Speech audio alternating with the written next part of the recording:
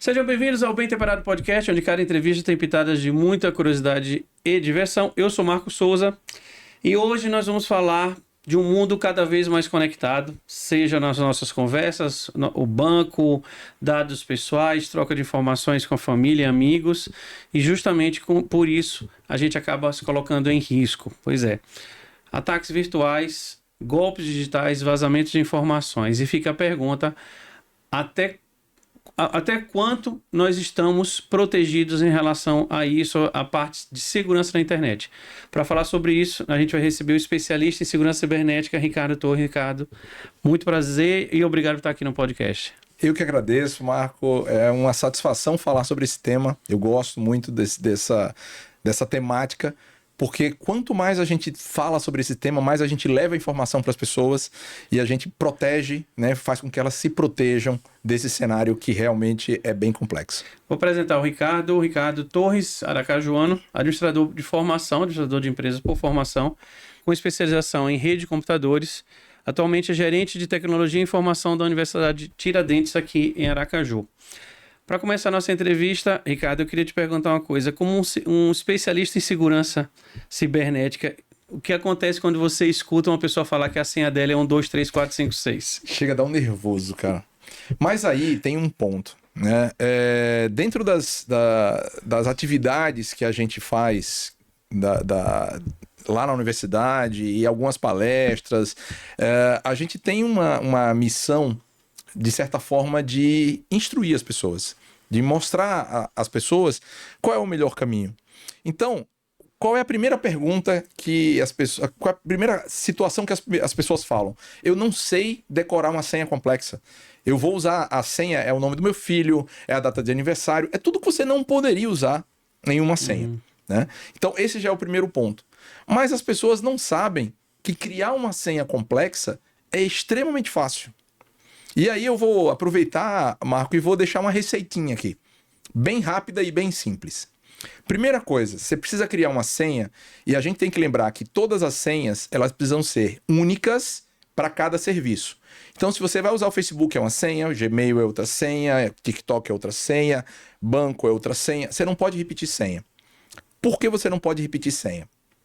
Eu não sei se você viu recentemente, saiu semana passada, finalzinho da semana passada, um vazamento histórico de senhas, 16 milhões de credenciais, ou seja, e-mail e senha, de diversas plataformas. Então, a senha vai vazar.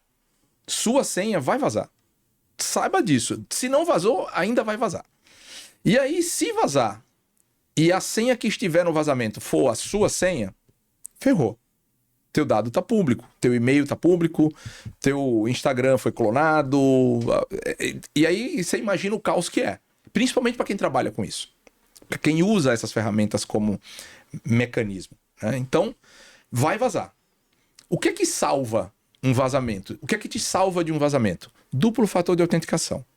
Então, se todo mundo bem souber, mantém em qualquer serviço, em todos os serviços, primeiro, duplo fator de autenticação. Pronto. E segundo ponto, use uma senha bacana.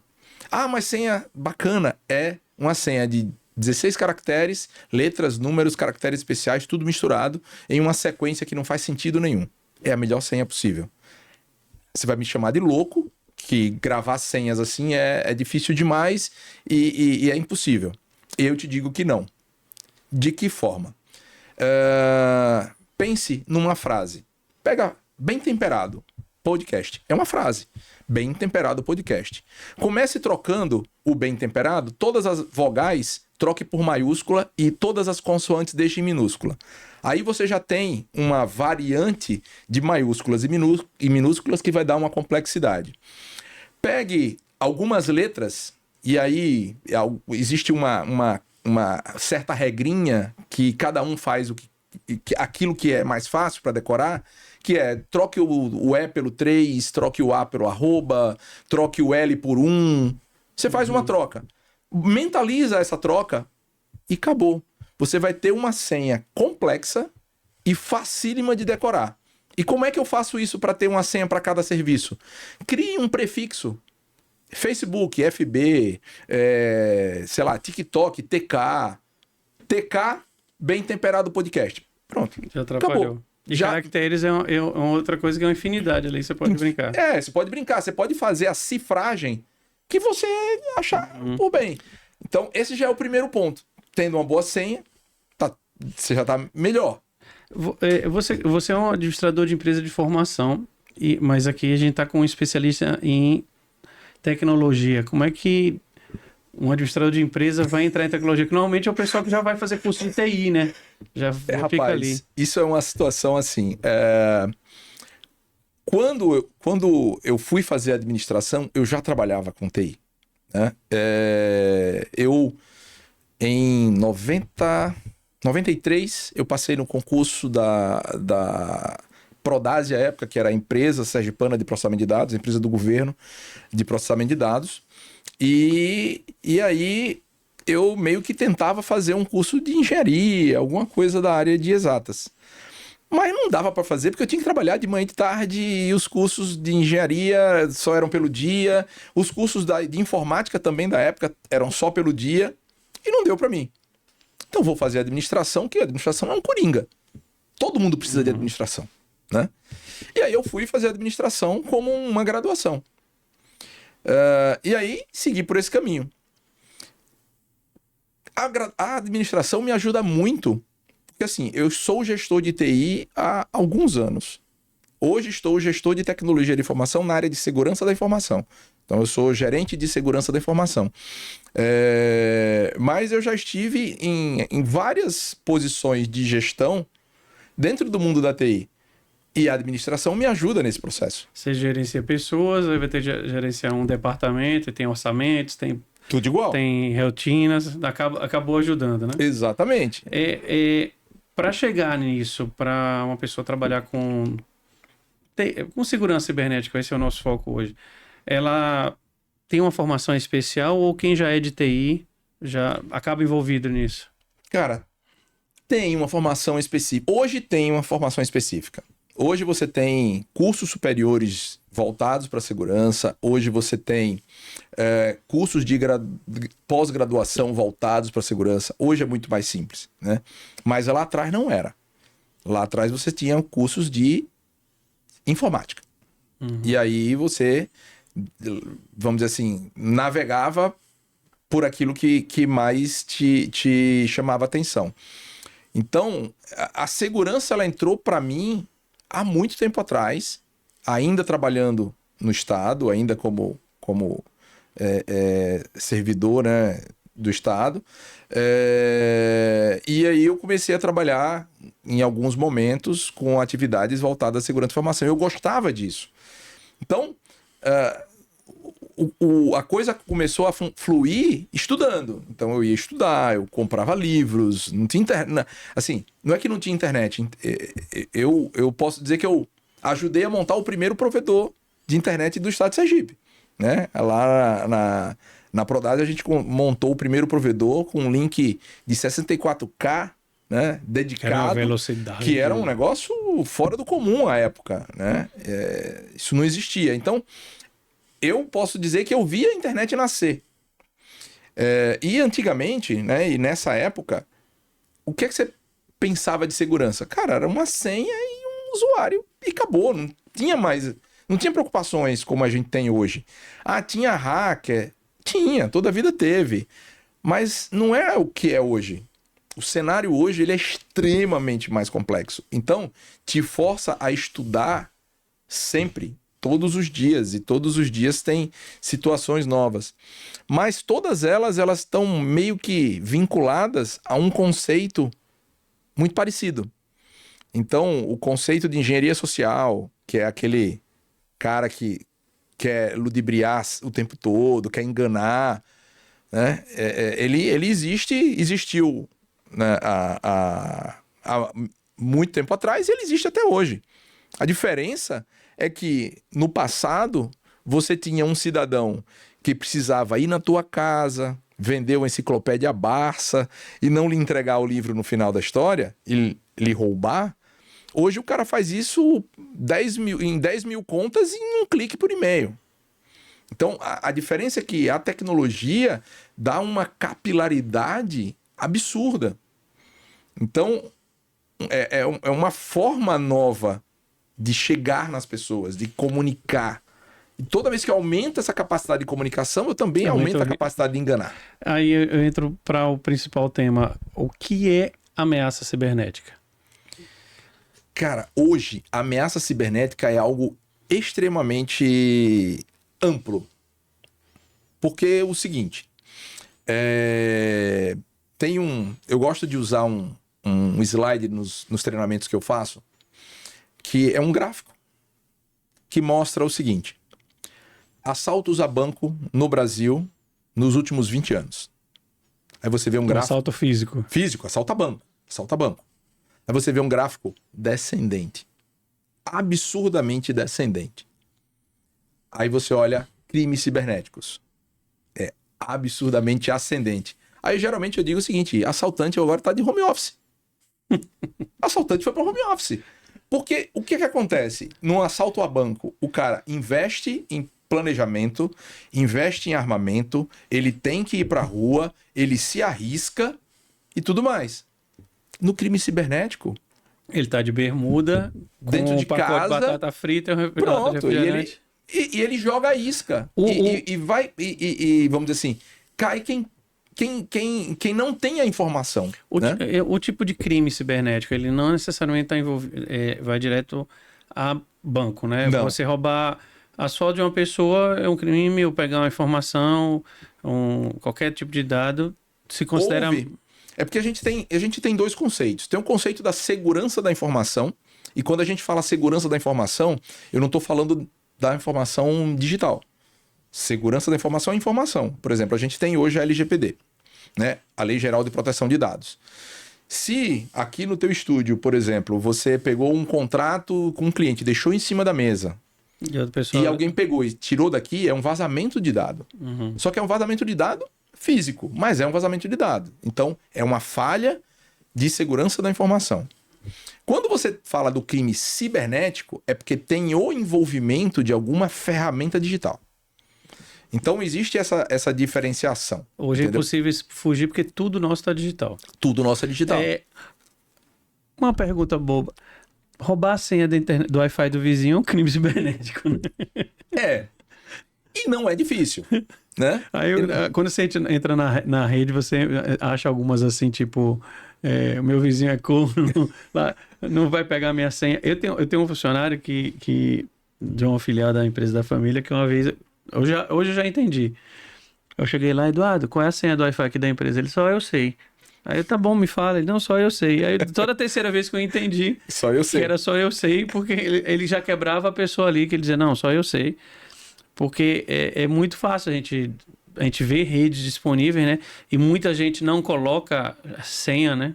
Aberta. Fica aberta. Ou a gente vai a um hotel ou num flat e acessa a Smart TV, tá lá o YouTube do cara conectado. Você, opa, é que ele estava assistindo. Não, e ainda tem coisas piores, né? Tem coisas piores. Assim, imagine que você vai para um restaurante. Vamos lá, aeroporto, né? Eu vou para o aeroporto, eu chego no aeroporto, aqui em Aracaju, vai ter lá uma rede AENA. Você, com seu telefone, você cria uma rede AENA. Com o nome de AENA. Então, eu posso pegar o meu smartphone, compartilhar a internet dele, colocar o nome AENA, deixar ela pública sem senha e usar ali dentro, no meu celular, um programa para pegar todo mundo que conecta em mim. Pronto. Eu já fiz o meu trabalho, eu cheguei até você. Agora, o que eu vou fazer a partir daquilo... Aí são especialistas. Quem está mais exposto a esse tipo de crime? A pessoa física ou a jurídica? São as que mais hoje convivem com isso. O que acontece é o seguinte. As empresas, principalmente as empresas médio e de grande porte, elas começaram a perceber do risco. Então, quando a gente fala de segurança da informação, a gente está falando de risco. Investir em segurança da informação é o mesmo que você investir no seguro do teu carro. É um seguro. Porque você sabe que se vazar dado, você vai ter uma penalidade da ANPD que você vai pagar, você vai ter uma penalidade de imagem, você vai ter uma penalidade financeira, né? Algumas semanas atrás a gente estava com um incidente, eu nem acompanhei a finalização, mas teve uma empresa aqui do Nordeste que era um distribuidor de remédios, que o cara tava sofreu um ataque de ransomware, que hoje é o terror de todo mundo que trabalha com tecnologia, que teve todos os seus dados criptografados. Então o cara não sabe a quem deve, ele não sabe a quem comprou, a empresa para. A empresa para. Então tem o risco financeiro, operacional, tem todo esse contexto. Então as empresas, elas de certa forma estão investindo nesse seguro, investindo em segurança da informação, mas a comunidade não. A empresa tem firewall. Firewall também não resolve mais sozinho. Firewall é um elemento. E aí um ponto, e você que gosta de aviação, e um ponto que segurança de informação, eu sempre comento isso, é semelhante com a aviação. Você é tão seguro quanto seu elo mais fraco. Então, um incidente cibernético, ele não acontece de uma vez. Um incidente cibernético, ele acontece porque alguns elos foram quebrados. Sempre. Então, normalmente as pessoas têm essa visão, segurança é um firewall. Firewall é um elemento. Por exemplo, deixa eu fazer uma pergunta técnica. Você vai dizer se é uma atitude correta. Na empresa do meu pai, apenas um computador acessa o banco e esse computador não está na mesma rede dos outros. Sim. Foi uma decisão da empresa de segurança. É um caminho.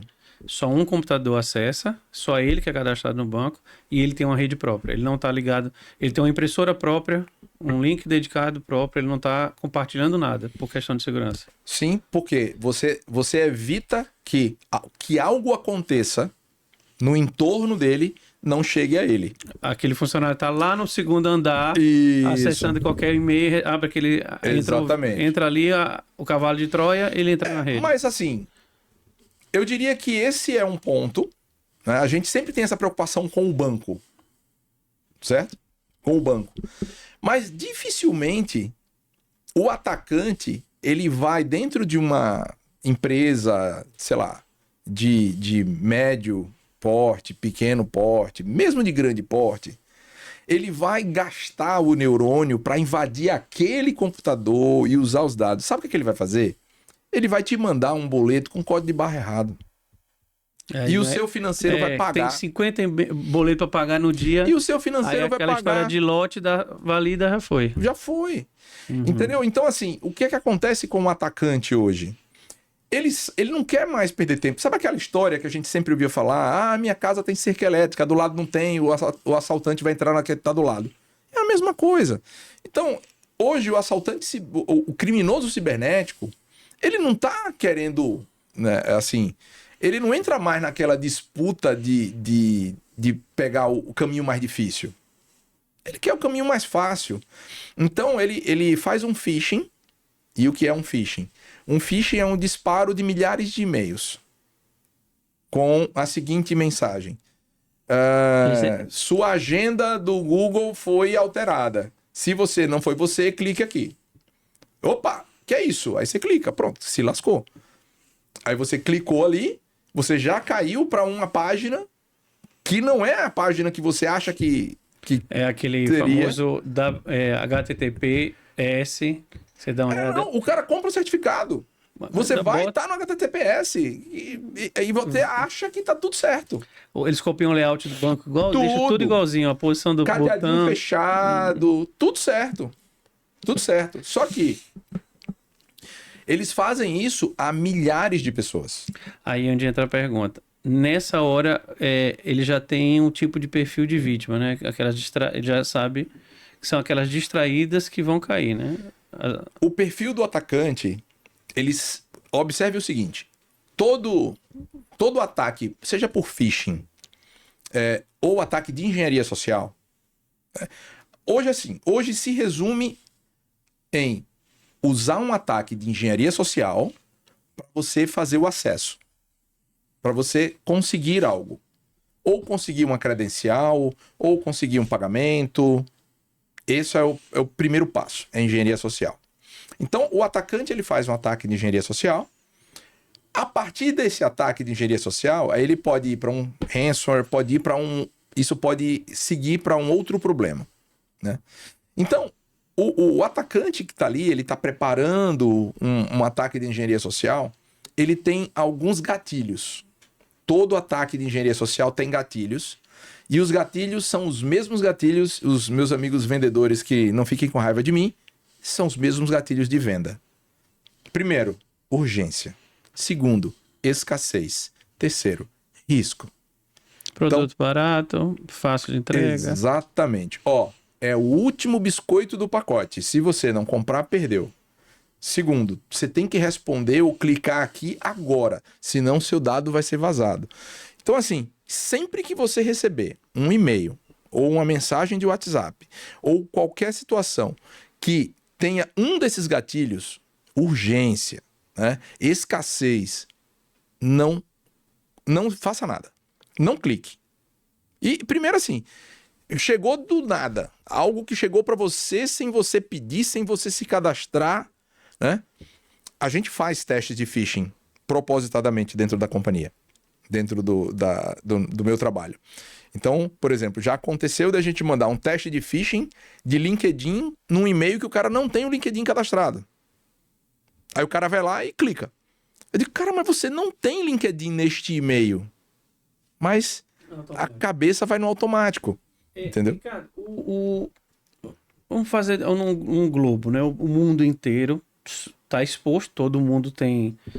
Nos Estados Unidos não se usa o WhatsApp, mas o iMessage tem o WhatsApp, tem outras plataformas, aí tem Facebook, Instagram, TikTok. O mundo todo está conectado, não tem jeito. E o Brasil está nesse bolo. Os riscos são iguais para o mundo todo? Ou um país tem mais probabilidade de estar mais exposto do que o outro? Acontece isso? Acontece, sim. Os riscos são os mesmos. O que que... Aí é uma leitura minha. Qual é a leitura que eu tenho? A gente tem no Brasil um letramento digital baixo. Então, as pessoas não têm o conhecimento do risco. Tá? Então, as pessoas não usam duplo fator, as pessoas compartilham senha, as pessoas usam celular sem bloqueio. Aí é uma questão cultural. Aqui a gente usa o celular mais como uma ferramenta social do que uma ferramenta de trabalho. Exato. Então tá ali. É nessa hora onde os idosos são os mais atingidos, né? Porque estão ali... Meu pai, mesmo que você mandar, ele abre. Exato. Então, jeito. Assim, eu não diria que o Brasil é diferente dos Estados Unidos, que é diferente da China, que é diferente da Rússia. Eu não diria que são contextos diferentes. Os contextos são similares, são parecidos. O que eu acho que muda, né, no meu entendimento, é o letramento digital. Quanto a população conhece sobre aquele tema. Então, e aí eu reforço, sempre que eu participo de alguma entrevista, sempre que eu participo de alguma ação nesse sentido, eu digo, esse momento é o momento que a gente está levando conhecimento para as pessoas. A gente está fazendo um pouco da nossa, vamos dizer assim, da nossa atividade em educar, em fazer com que as pessoas não caiam no golpe. É fácil cair em golpe. Todo mundo já caiu ou vai cair. A gente fala muito quando se espalha golpes que estão na internet, a gente começa, pelo menos, a gente já procura dentro da família já orientar. Neutralizar isso. No meu caso, meus pais, pela idade, hoje mesmo aconteceu comigo, minha mãe chegou e fez, Marco, eu recebi essa mensagem do banco no WhatsApp. A primeira coisa que eu fiz, eu fui abrir para ver qual era o número. Aí eu falei para ela, liga para sua gerente. Porque qual é o seu contato com o banco? É a gerente do banco, não é o WhatsApp. Então, mas por quê? Meu pai caiu num golpe. Aí eu hoje oriento, ainda dá, cabeça dura, 81 anos, mas a gente tenta orientar disso aí, não aceitem isso. Ela já recebeu mensagem minha, que não era eu, dizendo que eu tinha perdido o telefone, eu estava em São Paulo, eu perdi o telefone e estava usando aquele. E como eu tinha perdido telefone e carteira, eu precisava que ela depositasse um dinheiro. A primeira coisa que ela fez, ela ligou para o telefone da empresa, escritório, veio falar comigo, porque eu já tinha orientado isso. Acho que tem um pouco a ver com o que você está falando, né? A cultura, a gente espalhar mais essas informações. Isso. Eu vou entrar num tema que eu não sei se te deixaria confortável, mas é um caso de cibernética, segurança cibernética. Por falta dessa cultura de conhecimento de dados, o que aconteceu recentemente, que a fraude do INSS em relação a dados, tem a ver também essa ligação com falta da cultura digital, você entender um link, uma autorização que você recebeu ali, você clica, autorizou, aí é criptografado, já autorizou. Tem a ver? Cara, aí tem duas coisas. Primeiro, pode ter a engenharia social. E o que é a engenharia social nesse sentido? Eu mando para você um link e você clica e você autoriza sem saber que autorizou. É o primeiro ponto. É uma assinatura criptografada, valeu. Não, nem criptografia existe. Eu vou ter um clique de aceite. Já validou. Que não é tão válido juridicamente assim. Porque teria que ser uma assinatura digital, né? Mas digamos que aconteceu, chegou para você, você clicou, aceitou e o débito aconteceu. Então, esse é o primeiro ponto. E aí você pode... tudo bem, o cara lá é meio que uma engenharia social, mas teve um processo de engenharia social. Então, aí é um ponto. O segundo ponto é quando nem clique houve. Simplesmente alguém foi lá, pegou os dados, criou um processo e sem autorização da pessoa, os débitos começaram a acontecer. Aí eu te pergunto, esses dados podem ter sido expostos pela própria vítima, né? Quando ela compartilha, deixa Santa aberto. Efigênia, antigamente você comprava um DVD e tinha tudo, hoje você compra um pendrive. Cara, os nossos dados, eles estão expostos. Essa mania, a gente vai dar o CPF para fazer uma compra. Eu tava usando um aplicativo há uns meses atrás que eu recebi, me passaram um aplicativo e eu fui olhar. Marcos, era absurdo. Eu colocava o teu CPF, vinha todos os seus dados dos seus pais, seus irmãos, aonde você morava, o salário que você tinha, telefone do seu pai, de sua mãe, tudo. Um aplicativo. E isso está disponível para venda na Deep Web. Existe uma internet fechada, né, com acessos muito restritos, que é o submundo, que tudo isso está à venda. Então, assim, os dados vazaram do INSS. Até que ponto foi realmente um vazamento? Mas todos os nossos dados já estão expostos. Aí sabia que era aposentado, tinha os dados, CPF, dado de nascimento, confirma lá. Eu tenho pai, sei o nome de pai, nome de mãe, sei onde morou, endereço, telefone. É tão chato isso. Vou até sair um pouco da parte cibernética. Hoje tudo a gente tem que estar dando um CPF. Antigamente, não, me dá o cópia do documento, aí sai ali da sua campo de visão, a pessoa tira uma foto. Bom, ali eu tenho o nome da mãe, o nome do pai, eu vou abrir uma conta. Eu particularmente faço isso, não sei se serve como dica, eu vou dizer para vocês. Eu faço anualmente. Você vai no site da Receita Federal, não sei se chama registrato.gov.br, e lá você tem todos os seus débitos bancários reais. Nessa hora você vai descobrir se tem um débito bancário no seu nome que você não conhece. Anualmente eu faço isso. Porque com os meus dados expostos, vamos dizer assim, a pessoa abre um crédito no meu nome sem eu estar sabendo, faz um financiamento e a pouco eu estou recebendo a cobrança. E aí, no registrado, eu consigo ver as unidades financeiras que têm contratos comigo e eu reconheço. Esse banco eu tenho, esse aqui eu tenho, o financiamento do carro, do apartamento. Nunca aconteceu, mas já me disseram assim, que descobriram, eu não tenho esse financiamento aqui. E aí foram descobrir... E é uma possibilidade. Dados vazados, né? Agora é absurdo, né? Porque assim, vá você num banco pegar um empréstimo. É uma burocracia e é uma dificuldade gigantesca, mas pro cidadão... O cara vai conseguir uma facilidade absurda. Quando a gente fala de crime cibernético, a primeira coisa que vem na cabeça é banco. É dinheiro da gente. Não é mais. Não é mais o foco. Mas os bancos, eles, aqui, a nível Brasil e mundial, eles trabalham muito com isso, né? Brasil, acho que mais do que o mundo. Por quê? Porque o nível de criatividade do brasileiro é fora do comum. Então, assim, Só a NASA. a Febraban investe muita grana em segurança. Em segurança. Então, assim, o nível de segurança, de preocupação com segurança dos bancos brasileiros não é pequeno. É muito alto. E é muito comum a gente ouvir falar assim, porque clonaram o meu cartão. Meu cartão foi clonado. Nem sempre é um processo tecnológico. Eu vou lhe dar um exemplo. Eu já tive um cartão clonado. Eu fui fazer uma compra de uma passagem aérea, né? E aí a empresa disse o seguinte, olha, eu preciso que você me dê o teu cartão, eu vou tirar uma cópia, que eu vou anexar ele a um processo de compra. Não, mas eu não posso lhe dar... Não, mas eu só tenho que fazer isso. Lembra da época do carbono? Você passava no carbono? Já não era mais essa época, mas era um... Tirar a xerox do cartão. Quando você tira a xerox do cartão, tá lá o número do cartão e o CVC. Certo? Então, assim, qualquer pessoa com aquele número e com o número do cartão e o CVC pode comprar o que quiser. Né? E na época, a clonagem do meu cartão foi depois dessa compra dessa passagem aérea.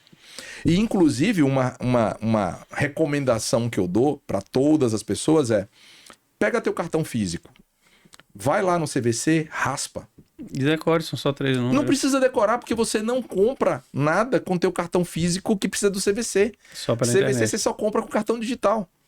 Então, inclusive, bancos hoje já não mandam mais o cartão com CVC. Então, se você tem um cartão que tem aquele número de CVC no cartão físico, raspa, arranca aquilo. Porque se você perder o plástico, não serve para nada. Pessoal, só para lembrar o que é isso que a gente está falando. Na parte de trás, onde antigamente a gente assinava, tem 3 números, tá? É o código de validação virtual, alguma coisa assim. São esses 3 números que a gente está falando. Então, fica uma das dicas. Aqui vai ter várias dicas para vocês. Eu raspo esse número. E é um número até fácil de decorar. Você não precisa nem... Mas você não precisa dele. Nem simples. Ricardo, cibernético. Tá? Um mundo conectado. E hoje nós temos informações bancárias. Os bancos são interligados. Estamos aqui no Brasil, em Aracaju. E utilizo uma conta que usa a sede da empresa está no Vale do Silício, na Califórnia. A Meta. Então, eu estou falando aqui do Instagram, do Facebook. Esses ataques cibernéticos não necessariamente precisam ocorrer dentro do país. Né? O cara pode estar na Malásia, com uma central lá, e não, vou entrar no Brasil e vou acessar. Basta estar conectado a uma rede de internet. Né? Normalmente, os ataques cibernéticos, eles vão acontecer em países que não há um acordo de troca de informação. E eu estou falando o seguinte: se você for olhar um mapa de cyberataques, existem várias plataformas que mostram em tempo real o ataque acontecendo. Você vê os ataques oriundos de China, Rússia, talvez Malásia. São países que não assinaram nenhum acordo. Não tem acordo. Então você não consegue nem pegar o cara lá. Não. Então, o atacante... Mas ele... então significa que só tem hacker, né? É porque hacker, o termo hacker é o termo do cara inteligente, não é que é o criminoso, né? Só tem o cybercriminoso na Rússia. Não, o cara tá em São Paulo, aí ele contrata um proxy na Rússia, então ele vai na Rússia e da Rússia ele ataca. O VPN. VPN. Certo? Então ele vai despistar o rastreamento. Exatamente. Então ele cria uma rota, porque quando for dentro de um processo de análise de forense, não, beleza, aconteceu o ataque, vamos agora fazer uma análise. Aí você vai dizer, tá na Rússia. Como é que eu vou pedir à Rússia para me dizer quem é a origem? A Rússia não vai dizer. A China não vai dizer. Isso começa pelo fato que o Telegram, ele tem aquela criptografia própria dele que... Não, eu acho que isso... O WhatsApp também tem. Né? Aí é mais uma questão seguinte. É aquilo que a gente comentou, né? Um pouco mais cedo. Quando o produto é de graça, né? Quando o serviço é de graça, o produto é você. Então, escreve algo diferente no teu WhatsApp. Escreve algo diferente. Sei lá, o nome de um carro novo lá. Ou o nome de um produto. Escreve no teu WhatsApp e manda. Nas próximas 24 horas você vai receber um Instagram com aquilo no Instagram. Por quê? Porque por que a Meta comprou o WhatsApp? Um serviço de graça. É porque tem milhões de pessoas trocando informações ali. Uhum. E que essas informações elas estão vinculadas a uma rede social, a um perfil social, que eles vão traçando perfis de compra. Cara, é absurdo. Pronto, você vai me derrubar uma coisa que aconteceu comigo hoje, antes de vir para aqui para gravar essa entrevista. Eu fiz uma pesquisa no Mercado Livre de um produto. Não deu uma hora, começou a aparecer propaganda patrocinada no Instagram. Sim. Porque tudo isso aí... lembre disso. Quando o serviço é de graça, o produto é você. Sempre. Eu ainda me surpreendo, Ricardo, com isso. Porque não deu uma hora, começou a aparecer patrocinado daquele produto que eu tinha olhado no Mercado Livre. Sim. Então, ou seja, o que eu fiz está exposto ali, né? Está exposto. Tem interesses. Tem interesses. Entendeu? Então, assim, se você for no WhatsApp, se você for lá no próprio Instagram, se você for no Facebook, isso vai... Essas informações, elas vão ser permeadas. Falando então disso, do nosso perfil. A voz também. Como assim? Nem tudo que você vai falar aí pode ser que... Aí você tem que desativar o microfone. Este aparelho, é verdade que apenas ele, está me deslocando com ele dentro de uma cidade, ele cria meu perfil, onde eu ando, os lugares que eu vou, assim, se eu sou determinado bairro, que tem determinado tipo de loja, ele pode me expor ciberneticamente? Não só isso. Assim, ele não expõe o marco. Ele não expõe o marco. Eu vou lhe dizer como funciona. Imagine que você vai abrir uma loja nova. Um comércio. E você precisa saber aonde é que você vai abrir. Existe como saber quais são as ruas de mais movimento.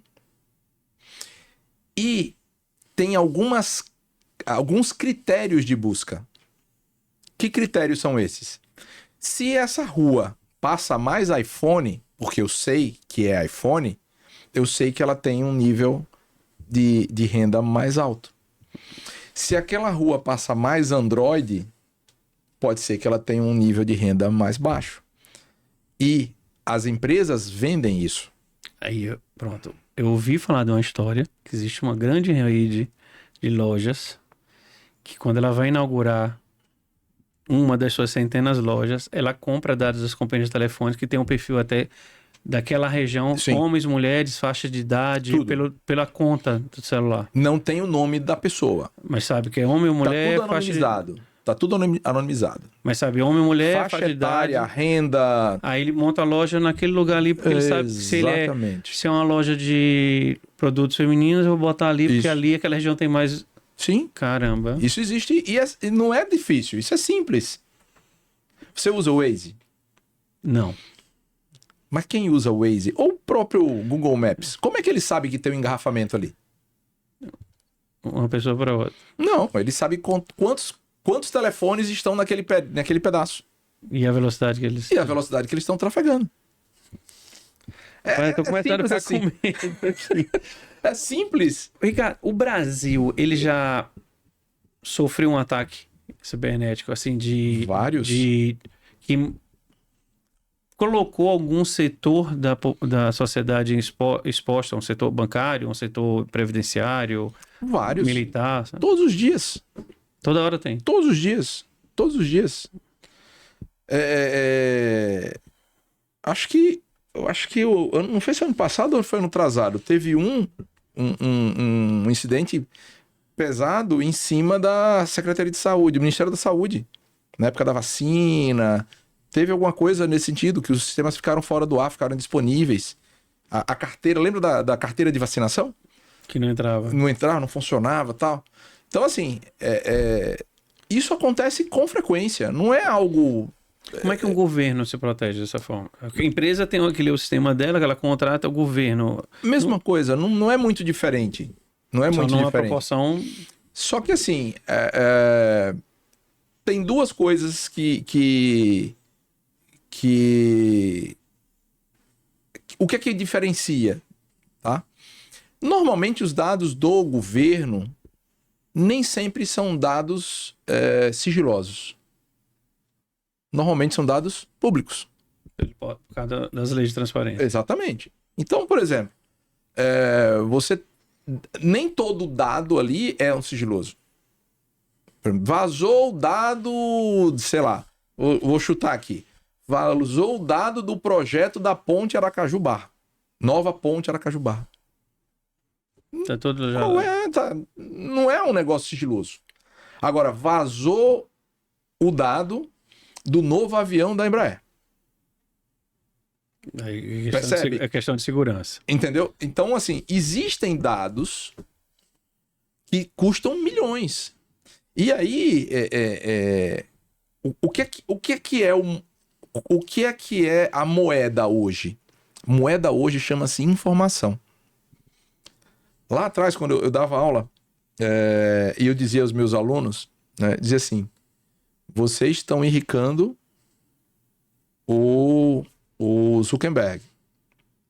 Porque lá atrás, e você deve ter passado por isso, o Facebook pegava nas fotos e dizia assim, esse é Marco, você confirma? Aí, Marco, não, sou eu, aqui. Ó, esse é Ricardo. Ah, não, é Ricardo. Aquilo era um treinamento de reconhecimento facial. Ele estava treinando a ferramenta. Então, a ferramenta de inteligência artificial que a gente tem hoje e de reconhecimento facial que a gente tem hoje, todos nós treinamos ela. Lá atrás. Então, não é um movimento que veio da agora. É uma preparação, né? Ele já vem há muito tempo nesse sentido. Então, tudo que é informação... Quanto custa o YouTube hoje como companhia? Não tem como. Mas o que é que o YouTube produz? Nada, sou eu que produzo. Essa é a chave. É porque, pronto, tudo que a gente faz hoje, ele pede, faça uma descrição sua, aí você fala teu hábito, teus hábitos, teus gostos, pronto, Você é o produto. Já expôs. Você é o produto. São cascas de banana que todos esses programas têm, né? Todos eles têm, e se você for olhar lá no seu termo de acordo... Que ninguém lê o famoso... Mas você quer o Facebook, você quer o... Ele não lê contrato pra nada, Ricardo, é verdade. Entendeu? Mas assim, ele bota o seguinte, olha, tem um termo de acordo que é leonino. Se você não acertar... Se você não assinar, você não tem o serviço. Tá lá, no termo do acordo do WhatsApp tem que ele vai compartilhar... Ah, não quero. Também você não tem WhatsApp. Pronto. Eu quero WhatsApp, eu então aceito. Aceita. Entendeu? Então, hoje, a informação é o bem mais precioso. E tudo que a gente vê de cibersegurança, tudo que a gente vê de questões cibernéticas é informação. Então, tudo que for informação tem valor. Vou aproveitar um momento que a gente está vivendo. Tomara esteja parando por um tempo, porque há 2000 anos existe esse problema lá na região, em Israel. Mas a gente tem envolvido, por exemplo, os Estados Unidos. É um país extremamente importante economicamente, militarmente. Como é que é a cibernética deles? É uma coisa de maluco, né? De proteção, porque lá tudo deles é eletrônico. O israelense eu acho que ainda é pior. É mais avançado? O israelense é muito. Assim, existem alguns países que têm um nível de desenvolvimento absurdo. Estados Unidos, sim, é um deles, mas Israel tem uma capacidade cibernética gigantesca. E a guerra ainda é ainda é com armas. Mas em algum momento ela vai virar uma guerra cibernética. Assim... E aí eu vou lhe dar um exemplo. Vou voltar para aviação. Como é que um avião hoje voa de um local a outro? Ponto a ponto. Ponto a ponto, mas ele se guia por quê? O GPS. Tá, o GPS é do americano, ele pode desligar a hora que ele quiser. Ferra com todo mundo. Tudo bem que ele ferra com ele mesmo. Ele pode ter o dele já paralelo. Entendeu? Percebe o nível de dependência que o mundo tem? Aí eu tava até ouvindo um dia desses um deputado, não, porque o Brasil tem que criar a sua própria rede de GPS. Eu digo, você é louco. Não faz o menor sentido. Ah, mas faz sentido você ter a rede de GPS da dependência do americano? Cara, mas não tem como ser diferente. Percebe? Então, tem coisas que o controle é de alguém. Então, por exemplo, o Irã. O Irã declarou que está controlando a internet para que as pessoas saibam exatamente o que ele quer que saiba. China faz isso, né? China faz isso. Coreia do Norte. Entendeu? O Brasil tem uma lei que você não pode fazer. Existe uma lei, que é a lei do Marco Civil, você não pode fazer. É proibido fazer. Né? Mas em países como esse... Como um especialista de segurança cibernética, com uma pergunta um pouco pessoal, como é que você vê uma única pessoa hoje deter quase a totalidade dos satélites que estão em órbita? Como o Elon Musk quer fazer. É um perigo, né? Porque é a mesma coisa do GPS. Uma empresa só controla tudo. Tudo vai passar por ele. A mesma coisa do GPS. É a mesma coisa. Todos os dados. As pessoas às vezes têm o receio do dado que está trafegando ali dentro. Eu não me preocupo com isso. Eu acho que esse não é o fator. Né? O fator é um serviço que está dependente de alguém. Né? Mas só que se ele parar esse serviço, ele dá um tiro no próprio pé. É o caso do GPS do americano. Se ele parar o GPS, ele não vai parar os voos do Brasil, ele para os voos do mundo inteiro, inclusive os dele. Né? Porque o mundo foi formatado para usar o tal GPS. Mas não é só GPS que dá a localização, por exemplo. Falando especificamente de GPS. Qualquer sistema de rádio permite por triangulação. Então a maioria dos celulares hoje não usa mais GPS. Ela usa triangulação pelas herbes, pelas antenas. Pelas antenas. Entendeu? Vamos falar aqui de aplicativos, para a gente dar uma aula de segurança. A pessoa comprou, está aqui com o aparelho novinho. O ideal é instalar primeiro os aplicativos oficiais e conhecidos, né? Os básicos. Eu diria que é sempre. Porque quando a gente fala assim, não, eu preciso de um programa para editar foto. Tem zilhões de programas. E é numa desse que vem um programa... E, novamente, né? Quando você vai instalar o programa, o que é que ele lhe pede? Senha. Não. Aceite aqui o acordo, o Google vai ter direito a usar até tua alma, tá ali na...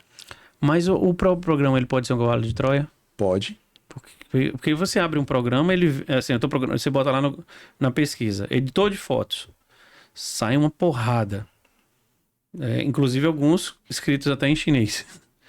O ideal é a gente procurar os mais conhecidos, os oficiais, porque a gente, teoricamente, teria um pouco mais de segurança. Empresas de tecnologia conhecidas. As empresas... A Apple é mais exigente, a Google é menos exigente, mas toda vez que você tenta publicar um aplicativo na loja, eles fazem uma série de testes. Então, em tese, os aplicativos que estão na loja, eles passaram por uma checagem e eles estão ok, tá? Mas a grande questão é, o está ok hoje não significa que aquele mesmo aplicativo está ok amanhã. Por que isso? E aí a gente vai entrar num outro contexto que é um contexto meio que assustador. essa TV, daqui a 5 anos, ela tá funcionando, mas você vai ter que jogar ela no lixo. Não conecta com quase nada. Não, ela conecta, mas ela não tem mais atualização para ela. Então ela pode ter uma brecha de segurança conhecida, que algum indivíduo mal intencionado pode usar ela como um vetor de ataque para... Por isso eu não conheço muito de Android, mas quando a gente faz as atualizações de iOS, normalmente são atualizações de segurança que eles botam. Todos Estão eles. melhorando o nível de segurança. Todos eles. Android também faz. Só que assim, chega num ponto que você precisa jogar aquele celular no lixo. Mas ele está funcionando. Mas ele já não tem mais as atualizações de segurança. Você tem um roteador que você usa na tua casa para acessar a internet. Aquele roteadorzinho, tá lá. Existe ataques que são feitos em cima dos roteadores que permite que faça um envenenamento daquele equipamento e você vai acessar um site do Bradesco, por exemplo, pode ser qualquer banco, e ele te direciona para um site diferente. Você falou uma coisa que me bateu uma curiosidade agora. O roteador em casa. Hoje, com Smart TV, nós temos ligado ali, normalmente, Tudo. uma conta do Google, que está no meu celular também, é a mesma conta. Pelo roteador, o cara pode invadir o meu provedor de internet, vir pelo roteador, acessa a minha TV que tem minha conta Google, e ele consegue chegar ao meu e-mail que está lá? Sim, teoricamente sim. Se sua televisão tem uma vulnerabilidade que ela pode permitir o vazamento daquela senha que está gravada, sim, a resposta Fiquei é sim. exposto. Fica exposto. Porque aí eu tenho uma conta, a mesma que você falou lá no início, a mesma conta que é o meu e-mail, a mesma conta que é do YouTube. Exatamente. Aí tá lá conectado, agora, opa, vou tentar testar isso aqui pelo hábito, a gente bota uma conta para tudo. Exatamente. Então essa é a grande questão dos dispositivos que eles vão morrer antes de quebrar. Só que, culturalmente, a gente não faz isso. Não é barato? Entendeu? Culturalmente, a gente não faz isso. Mas, por exemplo, isso é algo que é possível. Então, hoje, IoT, smartzinho para ligar lâmpada, hoje é extremamente comum. Qual é a garantia de que aqueles dispositivos eles estão seguros? Os carros conectados à internet, né? Cara, carro é uma outra coisa. Chega a dar um nervoso quando você fala de, por exemplo, carro com autonomia, por exemplo, carro autônomo. Você já parou para pensar que um carro autônomo ele tem uma lógica, ele tem um algoritmo ali que ele faz escolhas? Imagine que esse carro vai ter uma rua que vai atropelar um idoso e uma criança. Ele tem que escolher um dos dois.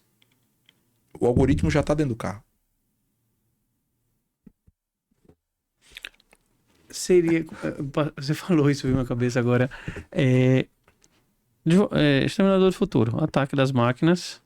A gente falou aqui recentemente, entrevistando o Franklin Saraiva sobre inteligência artificial. A gente está conectado, está exposto. Porque alguém, tá exposto. a longa distância alguém pode me controlar, entre aspas. Não controlar fisicamente, mas controlar Os seus dispositivos. meus dispositivos. Ele pode conseguir acessar a minha câmera e ver onde eu estou. Do notebook e ver onde eu estou. Então, feito, né? Tá... Não, a tua operadora sabe onde você tá.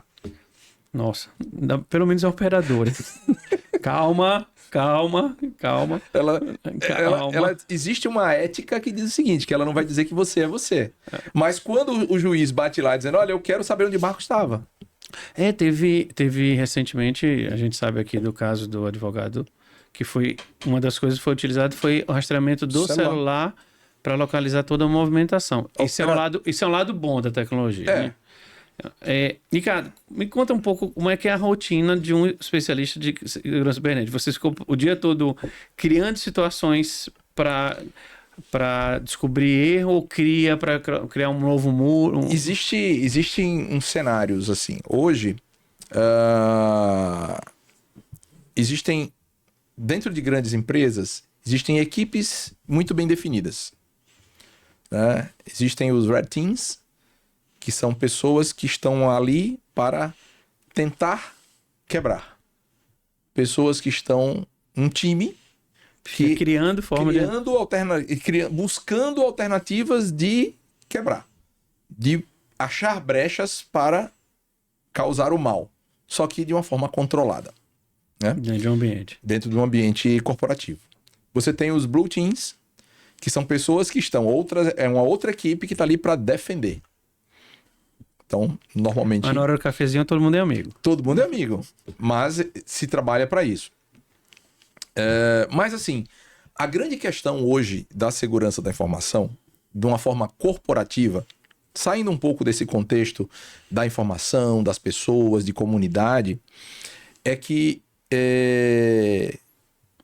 pense que segurança da informação, ela é 80% processo. O que é processo? São regras. Segurança da informação dentro do ambiente corporativo você precisa ter políticas claras do que pode, do que não pode ser feito. Porque o vetor de ataque sempre são as pessoas. Uma falha da pessoa. 80% de todo ataque cibernético... É um vacilo. É um vacilo. Não é que a pessoa ela ajudou ou ela é conivente. Ela foi induzida ao erro. Aquele momento de distraçãozinha. Isso. Ela foi induzida ao erro.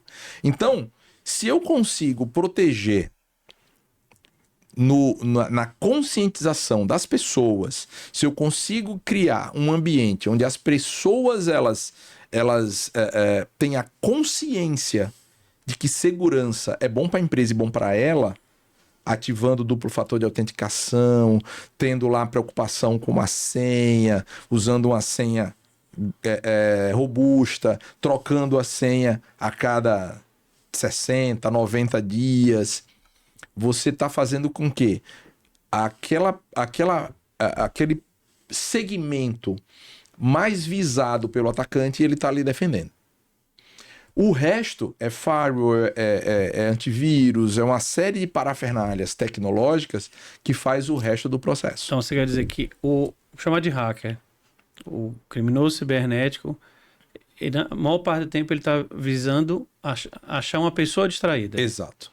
Hoje é assim. No passado, não. Nessa hora, os mais jovens e os mais idosos são as melhores vítimas para eles, né? Eu acho que tá no meio do caminho. Primeiro porque, assim, os mais jovens, eu acho que eles não têm responsabilidades. Não é que eles não têm responsabilidades, não é a responsabilidade dele enquanto cidadão, né? Mas, assim, talvez uma credencial de um jovem, ela não cause tanto impacto. Você imagine que alguns ataques, eles são direcionados a CIOs, CEOs, CFOs. E a gente sabe que tem pessoas, principalmente do board, pessoas tomadores de decisão, que não estão preocupados com a senha, que não estão preocupados... A senha dele é a secretária que usa... Mas essas pessoas, elas podem estar muito visadas. Por quê? Porque o risco é maior. O nível de informações que ela tem o risco é maior. São mais valiosas. Imagine, né? Eu pegar um CFO de uma grande companhia e eu ter acesso ao e-mail dele. Vou dar um exemplo aqui. Imagine hoje alguém tem acesso, que eu acho que particularmente uma bobagem, um empresário como o João Adib botar na rede social, no Instagram diariamente, a agenda dele do dia. O cara conseguiu informação de um cara desse no e-mail, você tem informação de bilhões de reais no negócio. Provavelmente. Então, ele tem que ter agora uma senhora estrutura de proteção de dados para ele, né? Então, um atacante, ele tanto pode ir com um ataque direcionado a uma pessoa, ao marco, né? Como ele pode fazer um ataque pulverizado. Vai que cola. Vai que cola. Então, qual é imagina o seguinte. Se eu conseguir 10 reais de 1 milhão de pessoas. Mais fácil. Entendeu? Então, assim, muitas vezes o criminoso cibernético hoje, ele não perde muito tempo em ataques complexos. Não, ele vai fazer um e-mail. Clique aqui, você tá devendo Serasa, não sei o que e tudo mais. Barará, barará, manda um e-mail para 1 milhão de pessoas. Desse 1 milhão de pessoas, ele conseguiu 20, 30. Aí já faz Já fez a fezinha dele, acabou.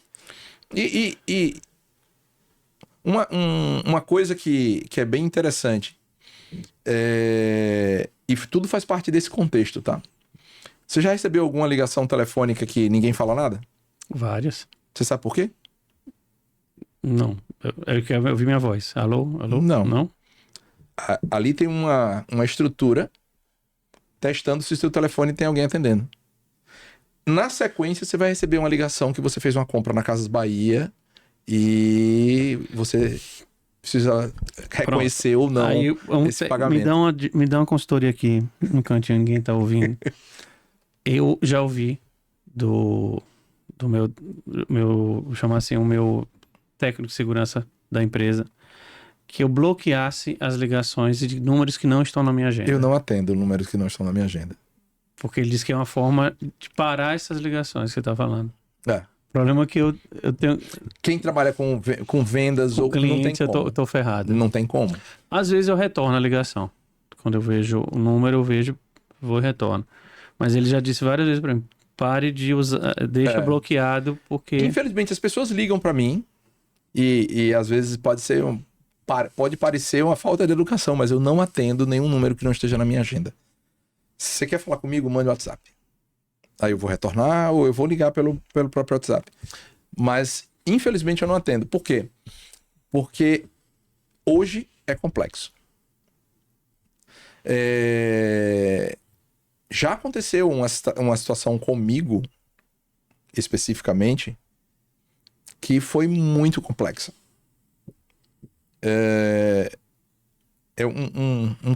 Foi um caso que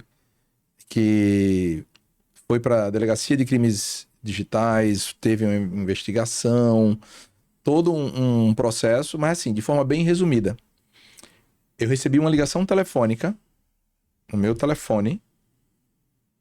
O meu telefone foi tirado do ar. Ou seja, eu tive o chip literalmente clonado. Esse telefone foi para um atacante. Meu número ficou em um atacante. Que eu perdi Facebook, perdi Gmail, na mesma hora, assim. E tudo isso tinha um objetivo: tirar os sites do governo do estado do ar. E todos os sites foram tirados numa sexta-feira à noite. Por quê? Seu nível de acesso. Porque eu tinha um nível de acesso que controlava os DNS do governo. E o ataque foi em cima da minha pessoa, no meu número de telefone, para chegar com um objetivo específico. Você dirigiu uma pessoa para chegar na empresa. Exato. Ali na sua rotina, você controla um TI de segurança. Seu nível de estresse é 24 horas, né?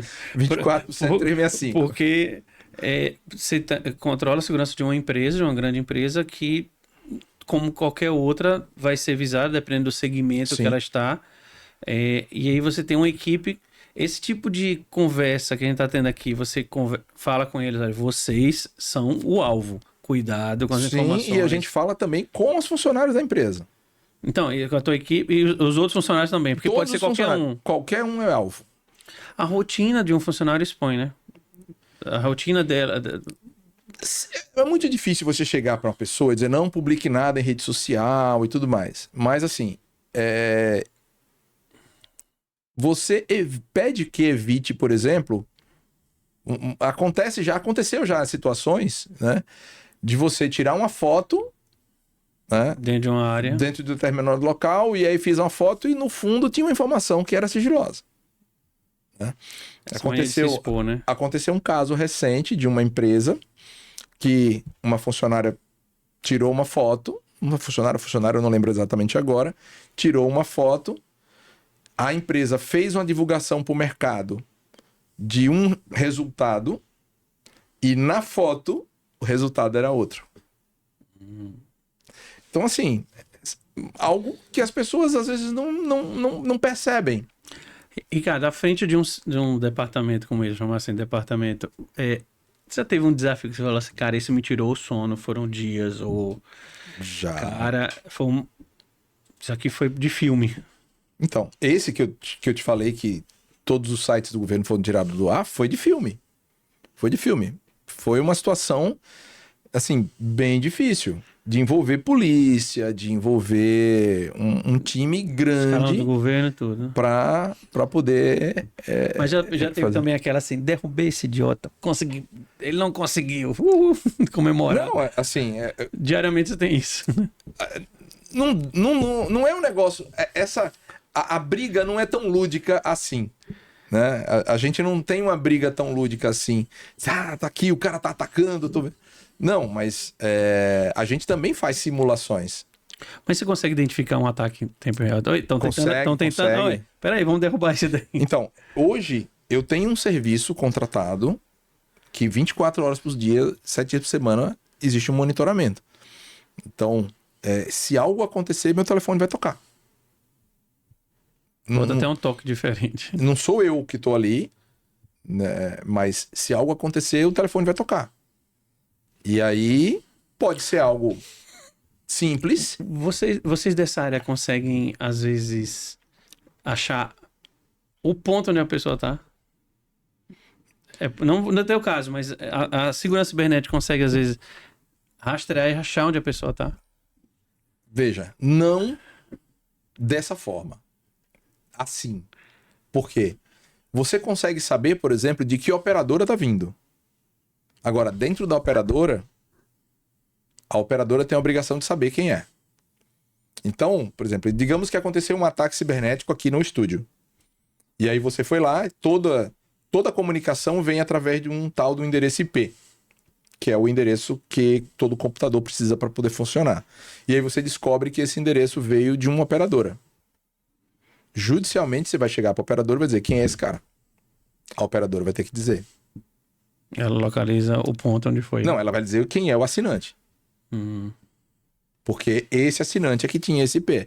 E aí vem um outro. Aí a gente chega num outro risco. Digamos que você tem um bar. Bar. Bar. Restaurante. E aí você dá Wi-Fi de graça para os seus. Ah, aí não acha. Pronto. Espalhou. Mas não é que não acha. Aconteceu um crime. Quem é que vai preso? Quem forneceu? O dono do bar. Lascou. Porque ele não consegue provar quem foi aquela pessoa. Ele deixou aberto. Porque deixou aberto. Aí o correto seria você ter algo autenticado, algo tipo de fazer check-in. Lembra que tem Sim, antigamente alguns tinha. lugares você fazer check-in? É obrigatório colocar a senha. Ali Shopping você faz isso. Ali você identificou quem é a pessoa. Pronto. Vamos entrar um pouco de educação digital. Puxando nessa linha. Os shoppings, eles pedem que você faça o check-in, o cadastro para poder utilizar. É a maneira correta. Vamos primeiro esclarecer o que é LGPD. Só o Brasil tem, para as pessoas entenderem se essa é uma proteção ou é apenas uma formalidade. Não. O Brasil tem a LGPD, a Europa tem a GPDR. Então, é uma lei que tem por finalidade proteger os dados do cidadão, não das empresas. Só cidadão. Do cidadão. Mas a empresa pode violar. A empresa pode violar. Tipo... A partir do momento quando o dado de um cidadão ele é utilizado pela empresa para uma finalidade que não está autorizado, ou esse dado é exposto para outras pessoas, a empresa é responsabilizada. A empresa é responsabilizada. Aí é um vazamento. Isso é um acordo mundial ou cada país tem a sua lei? Cada país tem o seu. Então as regras estão na Europa, não são iguais aqui. Não são iguais às do Brasil. Mas é uma forma de se proteger. São semelhantes. São semelhantes. Nem todos os países têm. Seria ideal, né? Que todos tivessem. Todos tivessem. Mas nem todos os países têm, tá? Isso vai, por exemplo, o que a gente falou, né? Da empresa vender os dados de... Não que tá os dados da pessoa, mas tá dado de usuário. Aí eu escutei uma lenda urbana, que aí você vai me dizer se isso existe, que farmácias, com o nosso CPF, com a nossa frequência de compras, vende esses dados para os planos de saúde. Eu vi uma lenda urbana que em cima disso ela sabe como especificar o meu plano, porque eu uso muito. Estou na farmácia direto, tô doente. Eu não posso dizer que faz, mas eu posso dizer que pode. Eu escuto essa lenda urbana pelo menos há um ano. Pode, tá? Mas assim, dificilmente o plano de saúde vai lhe dar um preço diferente. O preço é tabelado. Não é por aí. Pode ser até que o plano de saúde possa não lhe aceitar. Mas ter um preço diferente, não. Tá? Mas, por exemplo, a farmácia ela pode compartilhar aquilo com o laboratório. Para dizer, olha, eu estou vendendo mais o seu produto. E aí ela conseguir barganhar com o laboratório mais desconto, entendeu? Assim, mas CPF não é mais um dado sigiloso. Nossa senhora. CPF já foi. Hoje tudo, Né? todo lugar que a gente vai tem que dar CPF. Comprar um pão tem que dar CPF. Aí assim, nós temos essa lei, que seria ideal que ela fosse mais divulgada, porque eu acho interessante a gente falar sobre isso. Nós temos uma lei de proteção que, se eu tiver conhecimento, eu posso exigir para a empresa, olha, eu vou fornecer esse dado, mas você sabe da lei e que você vai ser responsável E pelos você meus pode dados. revogar a qualquer momento aquele direito. Porque eu estou cedendo a informação. Quando a gente vai, por exemplo, vai financiar um carro, entrega tudo. Comprovante de residência, tudo, comprovante de renda, tudo. Você está exposto ali. Dentro dessa lei, por exemplo, o governo tem que seguir para proteger nossos dados do imposto de renda, né? Também. Porque aquilo ali, a nossa vida está exposta. Em cima disso, como especialista de segurança cibernética, o governo federal poderia trabalhar de uma forma de fazer uma educação digital aqui no Brasil. Isso que você falou aqui. Autenticação de 2 fatores para você ter segurança no seu celular, não forneça dados dessa forma. Aumentar essa divulgação. Seria interessante ter... Sim, é o letramento digital, né? Eu acho que faz parte do processo de letramento digital. A gente precisa fazer com que essa informação chegue às pessoas. O que acontece com segurança da informação, e eu sempre brinco com isso? Segurança da informação não tem lei que obriga você a ter a segurança da informação. Não estou falando da LGPD, que a LGPD é proteção de dados pessoais. Não, a LGPD não fala de segurança da informação, abre aspas. Para você fazer a segurança dos dados pessoais, existem alguns mecanismos que a LGPD te sugere, mas não te obriga a fazer. Né? Mas assim, se você não fizer e vazar, você está ferrado. Tá? Então, a LGPD é uma lei. Aí você tem a lei Carolina Dickmann, que é outra. Você tem a lei do Marco Civil, que é outra. Então, existem já uma série de leis no Brasil que ajudam. Por exemplo, a lei Carolina Dickmann, ela garante que qualquer dado que for exfiltrado de seu dispositivo, se eu invadir o seu computador e roubar qualquer dado dentro dele, já é lei no Brasil, isso já é... O computador vai para manutenção, o celular que vai para o celular manutenção. Isso já é lei e não tem o que fazer, tá? Então, as leis existem. Mas o grande problema é que as pessoas, como a gente estava comentando aqui, elas não estão preparadas para isso. Não leva a sério. Eu acho que ela nem sabe. Ela não conhece o risco. Eu acho que o problema maior todo é a gente falar de risco. As pessoas não conhecem o risco. Tá? E sim, o governo poderia ter um processo de educação digital. Mas você concorda comigo que antes de chegar na educação digital, eu precisaria de uma outra educação que também não chega? Né? Então, assim, como é que eu vou ensinar o cara a falar ou a pensar em e-mail, em duplo fator de autenticação e tal, se ele não tem nem o fundamento básico da aprendizagem? Uhum. Então, a gente sabe que tem uma população grande que tem essa lacuna, que tem esse gap aí. Você falando nisso é que acredita em qualquer coisa que bota na internet. Sim, e aí a gente entra naquele viés da inteligência artificial. Aí é outro risco absurdo, né? O hacker pode criar uma inteligência artificial para... Não, ele não pode, ele vai criar. A inteligência artificial ela está sendo usada como ferramenta de ataque hoje.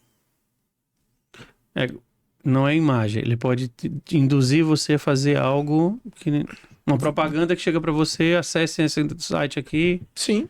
E eu veja, pensa numa situação. Hoje, existe um caminho que o atacante ele descobriu o seguinte: as pessoas já não estão caindo mais quando a esmola é muito grande. Antigamente era assim: você foi sorteado numa promoção, clique aqui e ganhe um celular. Certo? O criminoso não está fazendo mais isso. O criminoso está dizendo o seguinte: você foi premiado e ganhou um desconto de 60% no celular. Então, o celular que era tanto, ele agora você vai pagar tanto para receber esse celular. E a pessoa paga. Só que ele nunca recebe o celular. Então, isso chega patrocinado dentro de rede social. Com aqueles cenários todo um bonito. Cenário com um artista famoso fazendo publicidade. Só que tudo é IA. Nossa. É muito complicado. Entendeu? Então, assim, para a pessoa ela ter o discernimento de que aquilo tudo é falso, não é fácil. Isso vem direto a uma pergunta agora. Então, tá difícil acreditar que um dia a gente vai ter uma internet mais segura que hacker não vai conseguir. Eles sempre vão estar paralelo com a tecnologia, né? Aí não é uma questão da internet. É uma questão da natureza humana. Sempre vai ter alguém querendo levar vantagem em cima de alguém. É uma corridinha assim, lado a lado. Lado a lado. Só que o que acontece é que lá atrás a gente tinha... Quando o cara queria fazer algo para ludibriar alguém, ele tinha que ir até você. Hoje ele não precisa. Ele usa o celular. Hoje ele utiliza meios digitais. Ao invés de eu tentar atacar uma pessoa e tentar aplicar um golpe, ele joga uma rede e o que cair... Joga uma isca. Quantos caírem, para mim, é lucro. Quantos caírem é lucro. Essa é a grande questão hoje. O Brasil, ele tem profissionais de tecnologia de ponta para... Tem. E, assim, eu conheço alguns... e eu não falo só do Brasil em termos de comunidade civil, tá? Eu falo assim, nós temos especialistas dentro das polícias, né? Tenho alguns amigos na polícia de Sergipe, especialistas em crimes cibernéticos, tem a delegacia de crimes cibernéticos, então as pessoas precisam procurar a delegacia funciona, a delegacia ela é atuante... Mas o problema é resolver até que ponto? Assim, mas ela tem mecanismo de gente com tecnologia, preparo e tecnologia para fazer isso. Tem preparo, tem ferramental. Nossas as empresas brasileiras de segurança cibernética também não estão devendo nada para nada em nenhum lugar do mundo. Vocês, profissionais, têm intercâmbios, congressos do tipo? Existem. Sergipe tem congressos assim? Vai ter uma semana, acho que a semana, acho que daqui a 15 dias, eu acho que vai ter um evento eu não lembro agora exatamente a data, tem um evento focado só sobre segurança da informação, vai acontecer agora. Então o Sergipe não está atrás, a gente tem acesso e pode... Não, tem... Nesse evento é aberto? Ou só especialista? É um evento pago, mas qualquer pessoa pode participar. Lá ela pega todo esse tipo de dica, né? Tem uma série de informações que precisam, várias palestras. É que agora me fugiu... Você tinha me dito que existe aqui uma sociedade, né? Aqui em Sergipe, de segurança de tecnologia, né? Que nisso envolve também a parte cibernética. Isso. Então, eu faço parte de uma associação de gestores de TI. E nessa associação tem vários profissionais de várias áreas de TI. Então, esse é um tema que está o tempo todo em pauta, né? Tecnologia anda, isso tudo vai andando também junto. Não existe como você ter tecnologia sem segurança hoje. Para a gente finalizar, Ricardo, como é que um usuário comum que está aqui assistindo esse podcast pode começar a entender e acompanhar todos esses processos de tecnologia que estão surgindo para olha, melhoramos esse nível de segurança, comece a adotar essa rotina. Tem formas de buscar? Existe alguma divulgação? Não é um negócio muito acessível. De fato, não é um negócio muito acessível.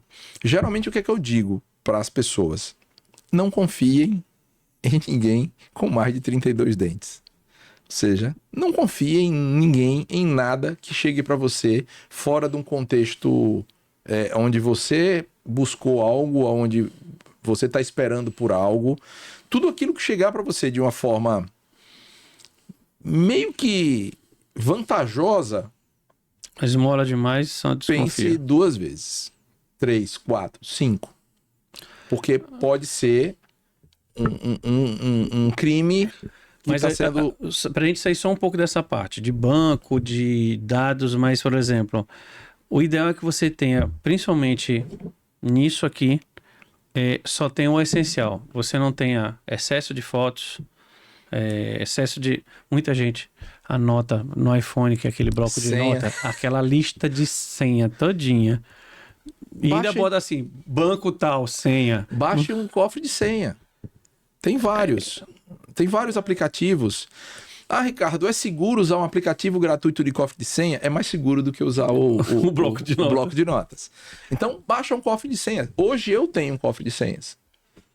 Porque imagina a quantidade de senhas que eu preciso decorar e imagina a complexidade que eu tenho que colocar em todas essas senhas. É impossível decorar. Uhum. Impossível. Então, existem vários aplicativos gratuitos, né? O próprio Google salva as suas senhas, né? E ele até pode dizer o seguinte, olha, essa senha que você salvou aqui, Já foi ela vazada. já foi vazada. Uhum. Então, toma cuidado. Nuvem é seguro? É, Nuvem desde que todas as proteções... Porque a plataforma me garante. Se eu botar no Google lá, mas o acesso é pela minha senha. O acesso é pela sua senha. Então, Tudo vai começar pela lembra senha. do elo mais fraco? A senha. Exatamente. Então, a principal dica, a senha. Use uma senha robusta, né? Use a dica da frase para construir sua senha e nunca repita a senha em mais de um É aplicativo. como falam, né? A mesma senha para 4 bancos. Eu tenho a mesma senha dos 4 bancos. Se eu descobrir de um, eu descobri dos 4. Dos 4. Pense que é o seguinte, imagina que alguém te descobre a senha do teu e-mail. Você tem um e-mail, sei lá, marco arroba alguma coisa, e aí você usa no Facebook, você usa esse e-mail com a mesma senha, no Instagram você usa esse e-mail com a mesma senha, no YouTube esse e-mail com a mesma senha. Pronto, uma senha eu já quebrei tua vida. Pelo menos eu vou sair bonito hoje nessa entrevista. São 3 e-mails que eu utilizo aqui do podcast, o do outro canal no YouTube, meu e-mail pessoal, cada um tem a sua senha.